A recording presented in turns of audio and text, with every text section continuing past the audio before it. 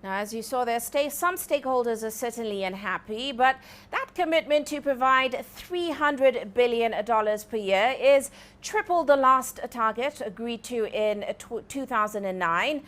But that goal was only met in 2022, and that's 3 years behind schedule. So where exactly does this leave deeply skeptical, highly indebted countries who, of course, have to deal with the costs of increasingly adverse weather as a result of planet warming emissions they did not produce?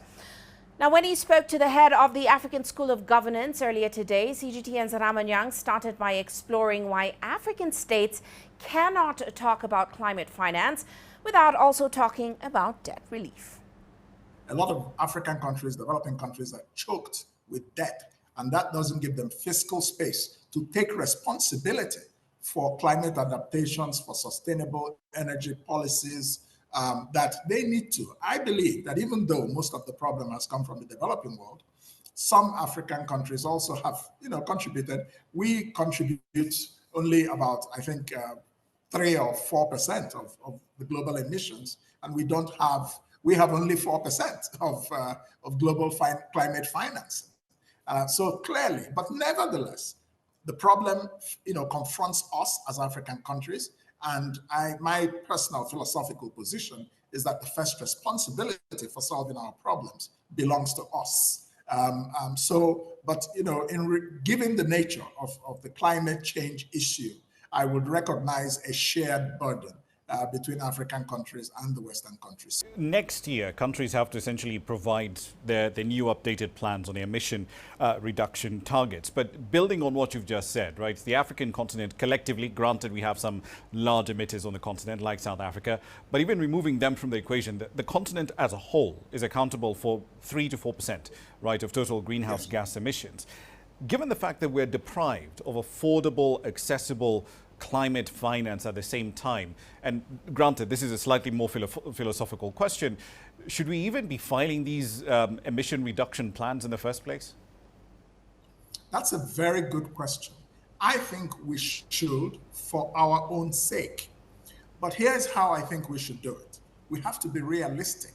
Because we are not the ones contributing most of the emissions, you cannot practically expect many African governments to move from a fossil, driven economy, for example, to a totally green economy. There has to be some sort of transition. For example, the countries that, depend a lot on oil could shift more to natural gas. That is not totally emission free, but it's far less, emission loaded than, crude oil exploitation and refining, for example. So I think we should combine our own responsibility with our own reality. Our reality is that we cannot race at the same speed with the Western countries to complete decarbonization. It's not realistic for Africa. But we definitely need to file plans that show the direction in which, environmental policy, sustainability policy is going, and show ownership by African countries themselves of achieving those plans. And I'm willing to bet that some of the negotiators at next year's event will go into going to COP30 and say, well, we can link some of these emission reduction targets to whether or not actually we do get capital in through the door. But one last question for you, because the underlying assumption for this is fairly straightforward. Looking at the last target of providing $100 billion in financing a year, it took a very long time for countries to essentially ramp up towards that target and actually meet it.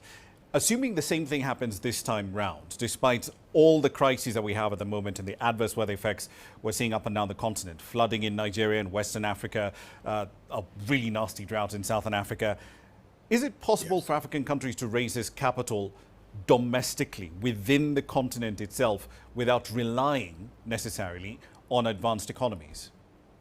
Let me be very clear. I believe that African countries can raise $100 billion a year to finance climate adaptation and other challenges that they face. I believe it's possible. It calls for just a lot more political will, a lot more, shall we say, environmentally conscious public policy, and plug in a lot of loopholes, like corruption, capital flight from a lot of our countries. having better domestic revenue mobilization methods that do not necessarily increase taxation or the tax burden on normal citizens, but spread it much wider, and cut the cost of governance. In many African countries, the cost of governance, takes up a lot of money.